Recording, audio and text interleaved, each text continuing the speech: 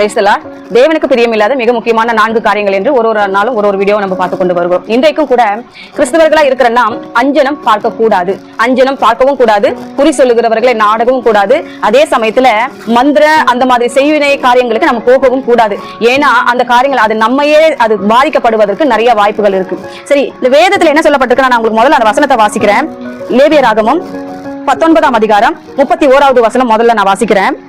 அஞ்சின பார்க்கிறவர்களையும் நாடி குறி சொல்லுகிறவர்களை தேடாதிருங்கள், அவர்களாலே தீட்டுப்பட வேண்டாம், உங்கள் தேவனாகிய கர்த்தர் நானே என்று சொல்லப்பட்டிருக்கிறது. அடுத்தது இந்த 20ஆம் அதிகாரம் 6வது வசனத்துல நீங்க பாத்தீங்கன்னா, அஞ்சினம் பார்க்கிறவர்களையும் குறி சொல்லுகிறவர்களையும் பின்தொடர்ந்து சோரம் போக எந்த ஆத்மாவை அவர்களை நாடுகிறதோ அந்த ஆத்மாவுக்கு விரோதமாக நான் எதிர்த்து நிற்பேன் அப்படின்னு சொல்லிட்டு சொல்லப்பட்டிருக்கிறது. நாமெல்லாம் யாரு? தேவனுடைய பிள்ளைகள். அவங்க பணத்துக்காகவும் தொழில் ஆதாயத்துக்காகவும் குறி சொல்லுகிறார்கள். யாருடைய உதவியினால சொல்லுகிறார்கள்? அவங்க ஒரு பெயர் சொல்லுவாங்க, சக்காமான் ஒரு பெயர் சொல்லுவாங்க.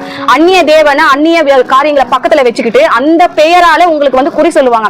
ஆனா நம்முடைய தேவன் அப்படிப்பட்டங்க இல்லங்க. நம்முடைய தேவன் தீர்க்க தரிசனம் சொல்லுகிற தேவன், வேதத்தின் மூலமா பேசுகிற தேவன். அது நீங்க எந்த ஒரு நல்ல காரியமா இருந்தாலும் எந்த ஒரு கெட்ட காரியமா இருந்தாலும் வேதத்தின் மூலமாகவே எச்சரிக்கிற தேவன்.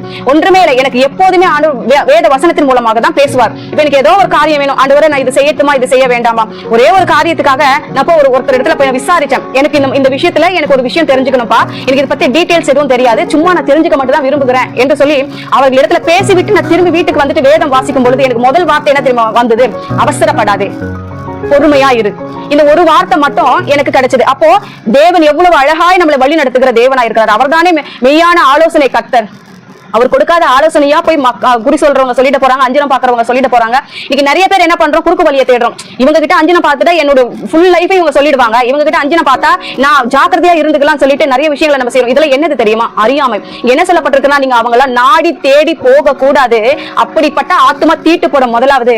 ரெண்டாவது, அவர்களுக்கு நான் எதிரி. பெருமை உள்ளவர்களுக்கு தான் தேவன் எதிர்த்து நிற்கிறார் என்று சொல்லிதான் நம்ம வேதத்துல படிச்சிருப்போம். ஆனா இங்க பாருங்க, அஞ்சனம் பார்க்க போறவங்களையும் சரி, குறி சொல்ல நாடுகிறவர்களையும் சரி, மந்திர செய்வினைக்கு நேராக போகிறவர்களையும் கூட கர்த்தர் எதிர்த்து நிற்கிறார் என்று வேதம் சொல்லுகிறது. மாத்திரமல்ல, அப்படிப்பட்டதான காரியங்களினால நீங்க தீட்டும் படுவீங்க. இதனால உங்க குடும்பம் முழுவதுமாக சபிக்கப்படும். சபிக்கப்பட்ட ஒரு வாழ்க்கை மாறும். நம்ம என்ன பண்றோம்? நம்முடைய சமாதானத்தை கெடுத்துக்கிறோம், நமக்கு வருகிற ஆசீர்வாதங்களை தடுத்து நின்றோம். அதே சமயத்துல நம்மளுடைய பிள்ளைகளுடைய எதிர்காலங்களை கூட சாபத்துக்குள்ளாக மாற்றி விடுகிறோம். நம்மளுடைய தேவன் வேதத்தின் மூலமா நம்ம கேட்கிற அத்தனை காரியங்களையும் கொடுப்பதற்கு போதுமானவராக இருக்கிறார். கேளுங்கள் கொடுக்கப்படும், தட்டுங்கள் திறக்கப்படும் என்று சொன்னவர் நம்ம இயேசு கிறிஸ்து. இப்படிப்பட்ட தேவனை விட்டுவிட்டு குறி சொல்லுகிறவர்களையும் அஞ்சனம் பார்க்கிறவர்களையும் நாடி போனால் முதலாவது தீட்டுப்படுவீங்க. ரெண்டாவது, ஆண்டவர் உங்களை என்ன பண்ணுவாரு? சபிக்கப்பட்ட வாழ்க்கையை மாத்துவாரு. மூன்றாவது, உங்களை எதிர்த்து நிற்பார். தேவன் எதிர்த்து நின்ற பிள்ளைகள் ஒருவரும் உலகத்துல நிம்மதியா சமாதானமா வாழ்ந்த வாழ்க்கையே கிடையாது. அதனால இதுவரைக்கும் நீங்க தெரியாம செய்திருந்தா கூட பரவாயில்ல, இனிமே இதை அறிந்து கொண்டு அஞ்சனக்காரர்களையும் குறிக்காரர்களையும் நாடாதிருங்கள். அவர்களாக வழிய வந்தா கூட கைகளை கொடுக்காதிருங்கள். தேவன் உங்களை ஆசீர்வதிப்பாராக. ஆமென்.